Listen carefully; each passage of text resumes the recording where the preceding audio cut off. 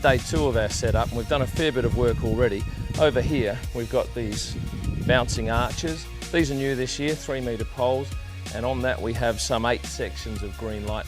On the ground over here, it's important we test all the mega tree lighting before we get it up on the tree. So we spread it out through here. We have 12 sectors. Each sector has 3 different colours, pink, white and blue.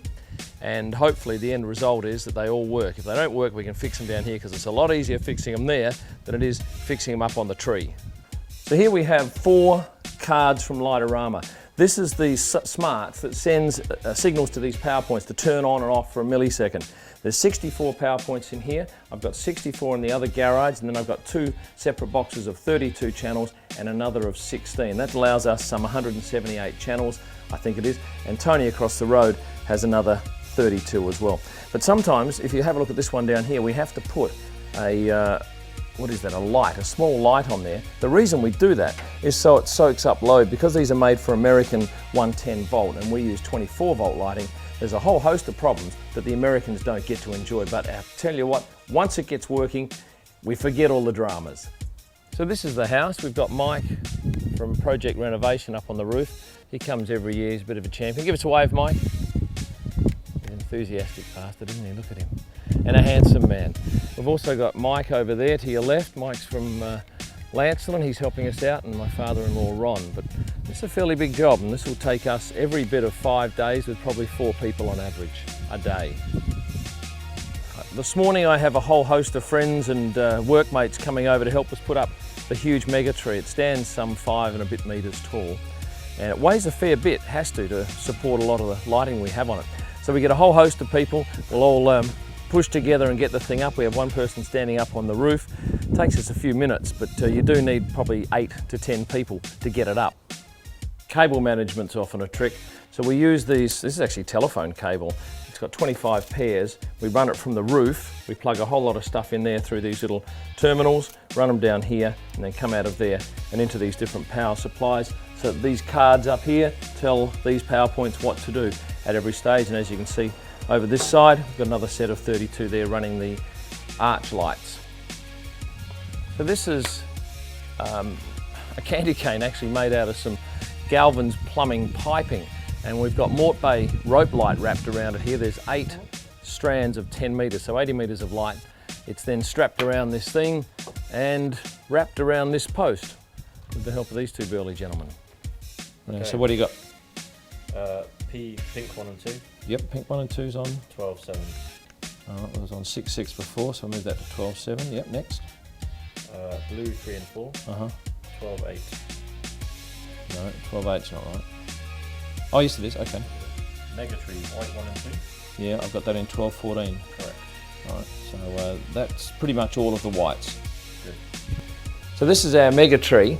There are 12 sectors running around the outside of that tree. There are 4 sectors of green in the middle, and right in the centre is 4 sectors of red. And they're all cabled back to a couple of boxes. This one was a fair mess until we tied it up earlier today, and we're running probably 15, 20 different channels out of that disgraceful looking mess. It's so hard to see in the daytime. Yesterday we had a 5 AM to 5 PM day, then we had a couple of hours for dinner, and then we came back out at 7:30, and I was out here until 1 AM sorting out a whole lot of dramas, as you always have with this particular system. And at the moment we've just changed a whole lot of wiring, so we're now trying to establish whether these lights are in fact working, and it's reasonably sunny and glary. Can you see anything? You can't see a damn thing. Yep. You know what? You haven't turned the power on. The power to the boxes. This goes on all the time, and we kick ourselves for not working out simple solutions. We'll get there. It's just so hard to tell if they're working. I think they are. These are all new stars. We made them up ourselves. We've got some fairy lights we had spare, and a very good supplier to PMH, a friend of one of the people there, offered to make them for us, and we had the Coates Hire cherry picker up here yesterday putting them up, and it was done in half an hour, and they look fantastic, although don't look too much at the moment, but at night time, spectacular. Right, so this is my neighbour Tony's house. She's across the road, number 10 Bishop Riley Way.